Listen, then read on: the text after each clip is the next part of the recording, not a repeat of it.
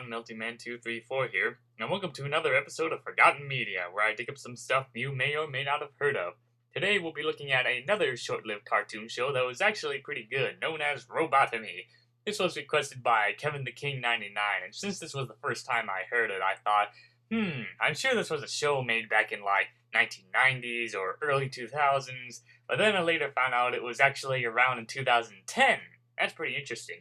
Anyway, Robotomy was an interesting and insane cartoon show created by Michael Buckley and Joe Dizze that was announced in August 13th, 2010, and premiered on Cartoon Network on October 25th, 2010.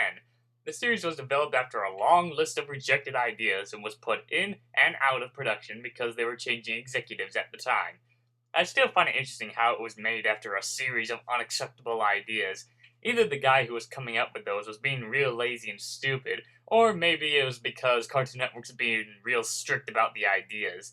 Anyway, the story of the series takes place in a world called Insanius, populated by insane robots who go around killing each other, while the two main characters, Thrasher and Blastus, try to survive their high school year with all this crap going on. I still find it interesting how these robots get brutally damaged in every way possible, and yet they always come back all fixed up and such. Kind of reminds me of John the Hedgehog from the International Moron Patrol series, how he always gets himself killed and always comes back. But the cast of characters for the show, obviously Thrasher and Blastus are the main characters. They look like Deco and Boko, as if somebody drew them in a steampunk style. Thrasher's the tall guy who is nervous and always cautious, while Blastus is the more outgoing but sensitive guy who just wants to be popular. There's Weenus, who is the nerd with a massive arm, and has moments when his geeky voice sounds like an evil overlord, so he tends to have that kind of moment where it switches different voices here and there.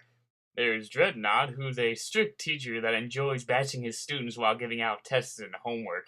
He kind of reminds me of the Grumble from Real Monsters. There's Megawatt, who's the most popular and richest robot in Harrius Apocalypse High. He's a bit dim-witted, but has been known to get the ladies' attention for his upgrades and such. There's Mammy, who's another popular student in the high school, and she's more of a snob.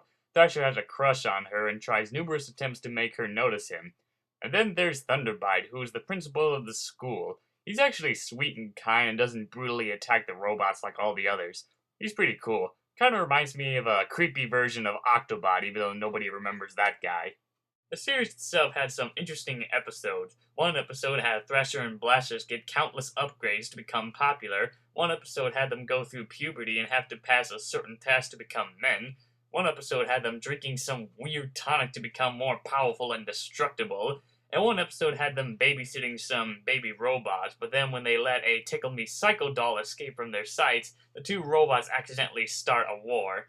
What's interesting about the episode is that besides the fact that the toy is a spoof of Tickle Me Elmo, it's pretty cool that the creature is actually voiced by Gilbert Gottfried, who most people know him as the voice of Iago from Aladdin.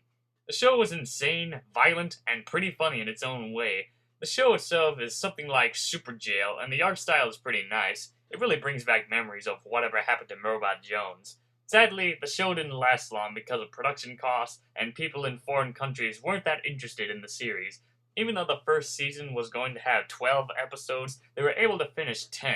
At least the episodes are put in the proper order of the timeline and such. The series was later cancelled in January 24th, 2011 and was never seen again. Due to its short life, it'll probably never get a home video release since there aren't that many episodes on the series. As for the internet, all the episodes can be found on YouTube that have been uploaded by a certain YouTuber. The only problem is that some of the episodes don't have any audio, and I have no idea why it's that. Hopefully someone can upload them with audio and such. I recently found out that all 10 episodes from the show can be found on iTunes for a good deal. So I find that pretty interesting how iTunes has all the episodes from that short-lived series. So in closing, Robotomy was a pretty crazy and cool show that didn't get the respect it deserves, and it felt like it was just pushed aside like yesterday's paper. There are a couple of people that say the show is terrible and such, but to be honest, it's not the worst show on Cartoon Network. Believe me, I've seen worse.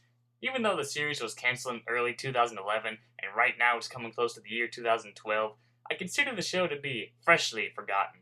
Well, that wraps up this episode of Forgotten Media, so this is Melting Man 234 signing out.